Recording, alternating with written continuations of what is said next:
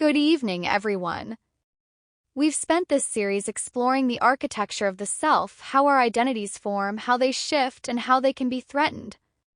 Tonight, we turn to one of the most personal and consequential aspects of that architecture, self-esteem. That quiet internal voice that tells us whether we are enough. Self-esteem is formally defined as a person's subjective appraisal of themselves as intrinsically positive or negative.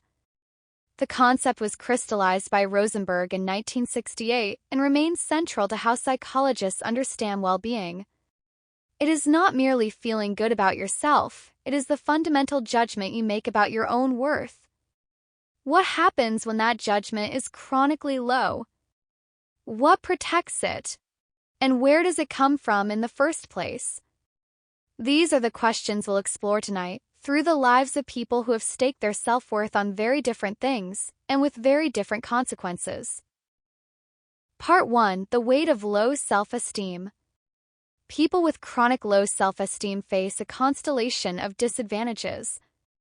They struggle with persistent self-doubt, a reluctance to seek advancement, poorer coping in the face of challenges, and a greater vulnerability to depression. It is not simply sadness, it is a systematic erosion of the capacity to reach for life. Consider Elena. She has been a graphic designer at a mid-sized agency for 4 years. Her portfolio is strong, her clients consistently give positive feedback, and her colleagues often seek her advice on creative direction. When a senior designer position opens, several co-workers urge her to apply. Elena hesitates, then decides against it. She tells herself, "I'm not ready. There are people here with more experience. What if I get the role and can't handle it? Everyone would see I've been faking it all along." She remains in her current role while a less experienced but more confident colleague secures the promotion. Over time, Elena's reluctance becomes a pattern. She declines speaking opportunities at industry events, avoids pitching bold ideas in meetings, and quietly watches her career plateau. Her self-doubt, rooted in chronically low self-esteem, systematically blocks her advancement, even as her objective skills continue to grow. She is not incapable, she is imprisoned by her own self-appraisal. And as the gap between her potential and her reality widens, the risk of depressive symptoms grows. Low self-esteem is not humility. It is a ceiling placed on one's own life. Part 2. The surprising curve of persuasion. But self-esteem does not just shape our ambitions, it shapes how we process the world around us. One of the most counterintuitive findings in this field concerns persuadability. Common sense might suggest that people with low self-esteem are more gullible, easier to sway. The reality is more complex. Research reveals an inverted U-curve relationship between self-esteem and persuadability. People with low self-esteem often struggle to understand persuasive messages at all, because anxiety and poor attention interfere with comprehension. People with high self-esteem resist persuasion, shielded by self-confidence. It is those with moderate self-esteem who are most open to being genuinely influenced because they process the message clearly without either cognitive interference or reflexive resistance. Imagine a free investment seminar. A charismatic speaker presents a complex but potentially legitimate opportunity. 3 attendees react in characteristically different ways. Ravi has low self-esteem. During the presentation, he is acutely aware of the people around him, worrying that he looks out of place. He tries to follow the slides but feels overwhelmed by the financial jargon. His mind keeps drifting to the thought, "I'm going to make the wrong choice just like I always do." He leaves early, feeling too anxious and intellectually outmatched to make any decision at all. He neither invests nor learns. The message is simply lost in the noise of his self-doubt. Nia has high self-esteem and considerable confidence in her own judgment. She listens, but internally she is counter-arguing. "This sounds too good to be true. If it were that great, everyone would know about it." She asks challenging questions that the speaker deflects, confirming her suspicion. She leaves without investing, her own convictions entirely intact. The persuasive attempt barely scratches her self-assurance. Marcus has moderate self-esteem. He follows the presentation with genuine interest, neither intimidated by the complexity nor reflexively dismissive. He weighs the data, feels the emotional pull of the projected returns, and decides the logic is sound enough to take a small, calculated risk. He signs up for a modest investment, persuaded by the message because he processed it clearly and allowed himself to be influenced by its strengths. The three outcomes map perfectly onto the inverted U-curve. Low self-esteem impaired Ravi's processing. High self-esteem armored Mia against influence. Moderate self-esteem left Marcus in the optimal zone to be reached. Persuasion is not about weakness, it is about the capacity to hear a message without being either drowned by anxiety or deafened by certainty. Part 3, where self-worth is staked. Not all self-esteem is built on the same foundation. The concept of contingent self-esteem, developed by Crocker and Wolf in 2001, refines our understanding by recognizing that people base their self-worth on different domains. For some, it is appearance, for others, academic success, social approval, or virtue. The danger lies in staking too much on too narrow a base.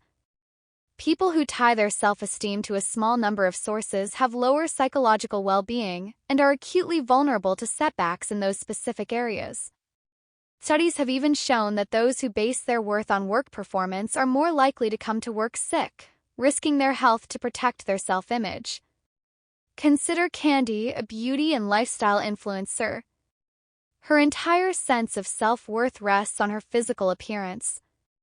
From a young age, she learned that being attractive brought praise, opportunities, and social power. Now in her late 20s, Candy meticulously monitors every aspect of her looks, her weight, her skin, her hair, her clothing. She spends hours each day on grooming and photo editing. When a post receives fewer likes than usual, she feels a visceral drop in self-esteem, interpreting it as evidence that she is losing her beauty and, therefore, her value as a person. The first time she notices faint lines around her eyes, she spirals into panic, booking expensive cosmetic procedures and dramatically restricting her diet. Friends express concern, but Candy cannot hear them. Her entire identity is propped up on the fragile pedestal of youth and attractiveness. Each minor imperfection feels like a catastrophic threat to who she is, and her psychological well-being fluctuates wildly with the mirror and the metrics. Candy has staked her self-worth on a single unstable domain. Because her contingency is narrow, setbacks in that area devastate her. Her escalating cosmetic interventions and disordered eating echo the risk seen in work-contingent employees who came to work sick. She is willing to harm her health to protect her self-worth. A broader base of self-esteem, drawing on relationships, skills, or values unrelated to appearance, would make her far more resilient. The single pillar cannot bear the full weight of a life. Part 4, where self-esteem comes from. So where does self-esteem come from? Psychologists identify both internal and external sources, and together they weave the fabric of our self-regard. Internal sources. First, affect. People who frequently experience positive emotions and rarely experience negative ones tend to have higher self-esteem. This is not simply circular. Emotional disposition is a genuine wellspring. Elena, a palliative care nurse, works in a role that regularly exposes her to loss and sadness. Yet she has a naturally buoyant emotional disposition. She wakes up most mornings feeling quietly content, savors her morning coffee, and notices the small pleasures of her day: a patient's grateful smile, a colleague's joke, the warmth of the sun through the window. Even after difficult shifts, she rarely spirals into prolonged sadness. At home, she plays with her dog and listens to her favorite music, which reliably lifts her mood. When asked about her self-esteem, Elena reports feeling good about who she is. She doesn't feel exceptional, but she feels fundamentally okay with herself, and that quiet positivity is a direct wellspring of her self-esteem. Her effective baseline infuses her self-view with steady warmth. Second, positive self-schemas. Having specific, certain, and personally important positive self-beliefs boosts self-esteem. These act as anchors. Fatima volunteers weekly at a refugee resettlement center, helping newly arrived families navigate housing, schools, and healthcare. She holds a clear, certain self-view. I am a compassionate and effective advocate. This belief is not inflated. It is grounded in real experiences: a family she helped find permanent housing, a young mother who learned to navigate the bus system with Fatima's encouragement. When she faces challenges in other areas, such as a difficult relationship with her sister or feelings of inadequacy about not having pursued a higher degree, she returns to this self-schema. It serves as an anchor. She thinks, whatever else I'm struggling with, I know I show up for people who need me. That specific, positive, and personally important belief buoys her self-esteem even when other parts of her identity feel shaky. Third, flexible thinking. Self-esteem is more robust when people evaluate themselves across multiple dimensions rather than rigidly on a single criterion. A good friend who cannot return messages promptly can still feel good by remembering times they provided emotional support. Jasmine had always believed that a good mother is endlessly patient, always present, and never loses her temper. After the birth of her first child, she struggled to meet this impossibly narrow standard. She was exhausted, sometimes irritable, and once had to let her baby cry for a few minutes while she collected herself.